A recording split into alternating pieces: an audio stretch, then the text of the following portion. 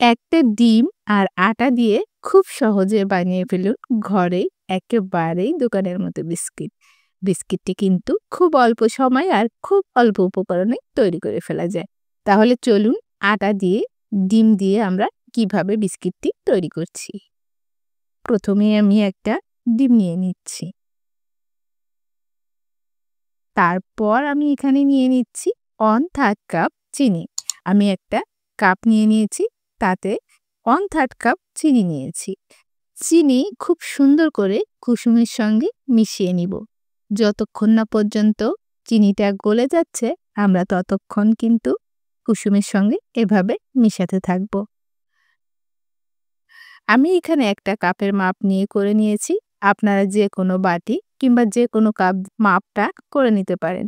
কিন্তু যে কাপ দিয়ে আপনি আটাটা দিবেন, ঠিক একই কাপ দিয়ে আপনি চিনি আর তেল দিবেন। এখানে দিয়ে দিচ্ছি 1/3 কাপ তেল। দিয়ে আবারও আমি চিনি আর ডিমের সঙ্গে খুব সুন্দর করে মিশিয়ে নিয়েছি। নিয়ে নিচ্ছি এখানে 2 কাপ আটা। প্রথমে আমি 1 কাপ দিয়ে দিয়েছি, তারপর দিয়ে দিচ্ছি বেকিং পাউডার। দিয়ে দিচ্ছি স্বাদমতো লবণ। তারপর হাত দিয়ে সুন্দর করে মিশিয়ে নিচ্ছি।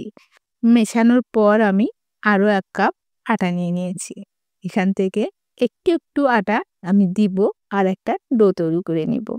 আমার কিন্তু 2 কাপ আটাই এখানে লাগবে। দেখুন, আমি 2 কাপ আটা দিয়ে দিয়েছি।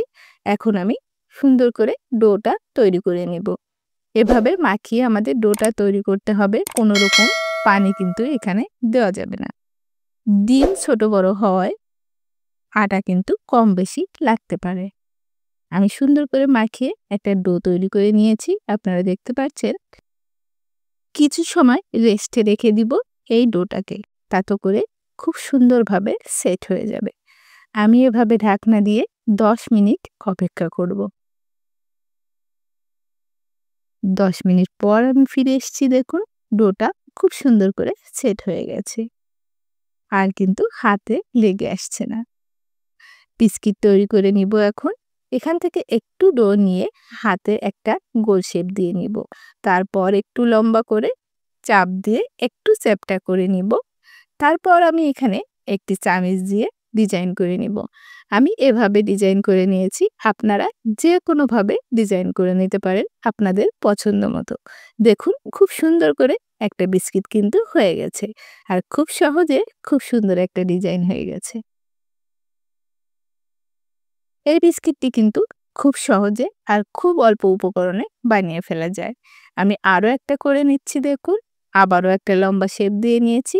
এই ফাটল কিন্তু থাকা যাবে না। বিস্কিটে কোনো রকম ফাটল থাকবে না, এদিকে অবশ্যই খেয়াল করতে হবে।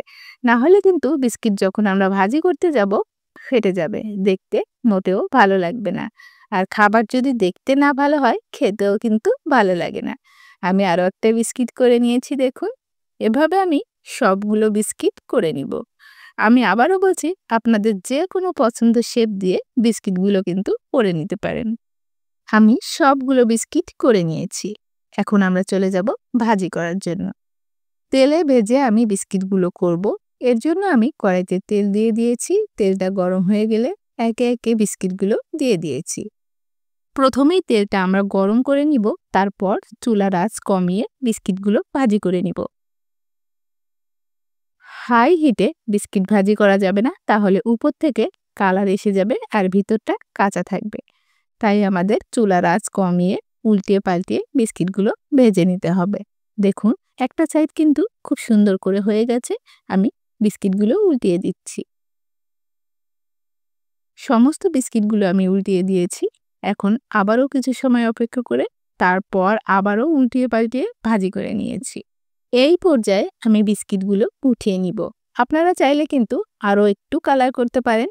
এই কালারটা আমার ভালো লাগে, তাই আমি এই অবস্থায় বিস্কিটগুলো উঠিয়ে নিব। বিস্কিটগুলো কিন্তু খুব সুন্দর একটা কালার এসছে। আর ভিতরটাও কিন্তু খুব সুন্দর করে ভাজি হয়ে গেছে বিস্কিটগুলো। এই পর্যায়ে একেবারেই মুচমুচা হয়ে গেছে। আমি সমস্ত বিস্কিটগুলো নামিয়ে নিয়েছি। ঠিক একইভাবে আমি অন্য বিস্কিটগুলো ভাজি করে নিব। খুব সহজে অল্প সময়ে তেলে ভেজে কিন্তু বিস্কিট তৈরি করে ফেলা যায়। এই বিস্কিটগুলো আমার ভাজি করা হয়ে গেছে। কি সুন্দর একটা কালার এসছে দেখুন। আমি এখন নামিয়ে নিব। সবগুলো বিস্কিট আমি ভাজি করে নিয়েছি। বিস্কিটটা কতটা পারফেক্ট হয়েছে আমি আপনাদের একটা ভেঙে দেখাচ্ছি। দেখুন ভিতরটা কতটা পারফেক্ট হয়েছে। খুব সহজেই কিন্তু এই বিস্কিটগুলো করে নেওয়া যায়। দেখুন এভাবে বিস্কিট বানিয়ে আপনারা কিন্তু ১ মাস সংরক্ষণ করে রাখতে পারবেন। আমার বিস্কিট রেসিপি আপনাদের কাছে কেমন লাগলো অবশ্যই কিন্তু কমেন্ট করে জানাবেন। ভালো লাগলে একটা লাইক দিবেন আর মজার রান্না পেতে আমার চ্যানেলটিকে সাবস্ক্রাইব করবেন। তাহলে আমার নতুন রেসিপি সবার আগে পৌঁছে যাবে আপনার কাছে। আজ তাহলে এখানেই বিদায় নিচ্ছি। পরবর্তীতে আবারও আসবো অন্য কোনো নতুন রেসিপি নিয়ে। সবাই ভালো থাকবেন, সুস্থ থাকবেন। ধন্যবাদ।